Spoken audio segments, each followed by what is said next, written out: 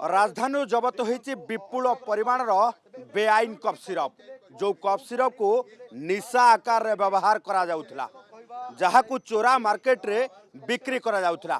कलिकतारू आनी राजधानी भुवनेश्वर रे ये सबू कफ सिरप को निशा पाई व्यवहार करने पाई बिक्री करा जाउथला जहाकू चढ़ाऊ करी नयापल्ली थाना जबत करने सहित 2 जन को गिरफ्त करिछि। तेबे प्रश्न उठुची जे कफ सिरप जो माने रही ए कफ सिरप को व्यवहारकारी क्यों माने व्यवहार करुले। ए कफ सिरप मेडिसिन दुकान में बिक्री होउतला ना अन्य केउठारे बिक्री होउतला।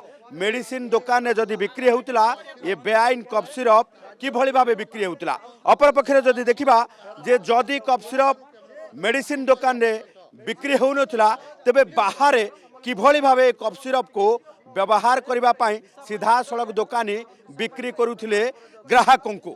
प्रेस्क्रिप्शन न थाई कफ सिरप बिक्री करिपारिबो नाही बोली जेतेबेले गाइडलाइन रही ए गाइडलाइन को कहीं उल्लंघन करा जाउची। तेबे अपर पक्षरे जदि देखिबा जे अपर पक्षरे ए कफ सिरप को नहीं एबे जदि देखिबा एभली भाबे विपुल परिमाणर कफ सिरप जबत हेबा परे प्रश्न उठुची केवल एतिकी कफ सिरप राजधानी बिक्री पाई आसीथिबा पुलिस जबत करिछि ना आहुरी भी चोरा कफ सिरप अर्थात बेआईन कफ सिरप राजधानी रे बिक्री हेउछि।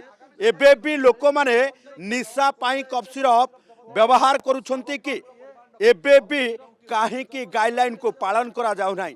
तेबे अपर पक्षरे आमे जदि देखिबा जे ड्रग इन्स्पेक्टर करुछंती कोन बेआईन कफ सिरप राजधानी को पशि आसुची निशा बेपारी हाथ में पड़ुची आउ यह पी लोक माने निशा भली व्यवहार करने सहित खराब रास्ता को जाउछंती। से भली क्षेत्र में ड्रग कंट्रोलर पक्षरु काहेकि एथिरे कंट्रोल रखा जाय पारु नाही। भुवनेश्वर कैमरा पर्सन ओमकार सह चंदन पाइकराय ओटीवी।